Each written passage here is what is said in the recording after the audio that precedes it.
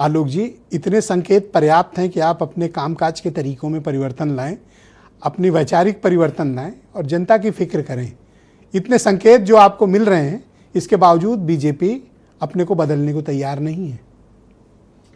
देखिए ब्रजेश जी, बीजेपी लगातार जनता के बीच में जनता के हित के लिए काम कर रही है। हमारी जो नीति है सबका साथ। सर माइक बंद है आपका, माइक ऑन करिए, आप बोलिए सर। हाँ ब्रजेश जी, भारतीय जनता पार्टी लगातार जनता के लिए और जनता के बीच में काम कर रही है। हमारी नीति है सबका साथ सबका विकास, उसके आधार पर ही हम सभी योजनाओं बना करके जनता के बीच में है और जनता का समर्थन भी लगातार हमारे को मिल रहा है, क्योंकि शुचिता, सुशासन और सुरक्षा, इन 3 सा के आधार पर भारतीय जनता पार्टी की सभी राज्यों की सरकारें, सभी देश की सरकार इसी पर चल रही है। आज महिला सुरक्षा की बात हो, आज समाज में सुरक्षा की भावना का हो तो भारतीय जनता पार्टी की सरकार में सभी लोग सुरक्षित हैं। पहले के तरीके से ना कोई लूट, ना कोई एक्सटॉर्शन, ना कोई उगाही, ना कोई अपहरण, इस तरह की घटनाओं पर लगाम लगी हुई है। अपराधी संगठित जो होकर के अपराध करते थे, आज उसमें से कई सारे मारे गए हैं, कुछ भाग गए हैं, बाकी सब जेल में है। तो भारतीय जनता पार्टी कोई ऐसा काम नहीं कर रही है जिससे कि जनता का विश्वास उससे हटे। अगर आप आज के चुनाव परिणामों से जोड़ रहे हैं तो गुजरात की सीट हमारी थी, हम वापस लेके आ गए। दतिया की सीट जो हम हारे हैं, वहाँ पे कांग्रेस की सीट पहले से थी, हम वहाँ पर नहीं जीत पाए।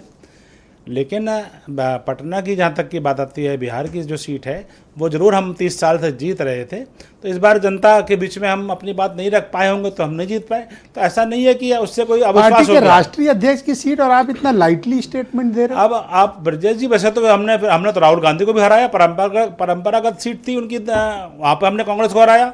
हमने क्या कहते हैं कन्नौज सीट पर हराया, हमने जो है बुदायूं सीट पर हराया, हमने आजमगढ़ सीट पर हराया, हमने कुंदरकी सीट पर हराया, हमने रामपुर सीट पर हराया, जो परंपरागत से भाजपा के खिलाफ सीटें थी, जो भाजपा कभी जीतती नहीं थी। तो ऐसा नहीं है, कभी कभी ऐसा हो जाता है कि जिन सीटों पर आपका बहुत ज़्यादा प्रभाव हो, वहाँ पर कभी कभी कोई बात जनता को लगता है कि नहीं समझा पाए होंगे, इसलिए हम सीट हार गए। जनता आपसे स्पष्ट कहना चाहती है, लेकिन आप न देखना चाहते हैं न सुनना चाहते हैं। देखिए, बोलेंगे नहीं, इसका मुझे यकीन कम है। जब देख ही नहीं रहे हो तो बोलोगे क्या? नहीं ब्रजेश जी, ये ऐसी बात मत करिए। क्यों? नौजवान पीढ़ी देखो क्या बिहार के अंदर आखिर 20 वर्षों से सरकार भाजपा गठबंधन की है। अब तो आपका मुख्यमंत्री क्या कारण है कि जिन राज्यों में कांग्रेस की या विपक्ष की सीटें रही हैं वो दोबारा चुनाव क्यों नहीं जीत पाती हैं? क्यों नहीं भरोसा जनता जीत पाती हैं? क्योंकि वे सिर्फ झूठ बोल करके चुनाव में आते हैं और उनका झूठ का भांडा फूट जाता है। भारतीय जनता पार्टी जो कहती है वो करती है।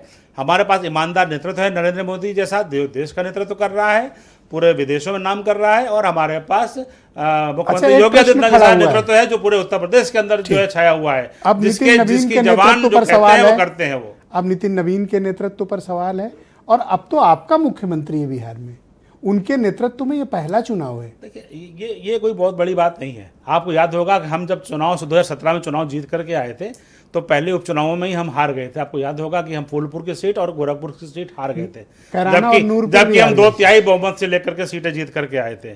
तो इसलिए ये हार जीत का पैमाना अलग होता है। वहाँ कोई सरकार बनने, कोई इसका फर्क नहीं, सरकार बनने या बदलने का ऐसा कोई मामला नहीं, कोई फर्क भी नहीं है। नहीं, मुझे लगता है उसकी समीक्षा पार्टी करेगी, बिहार प्रदेश की पार्टी करेगी।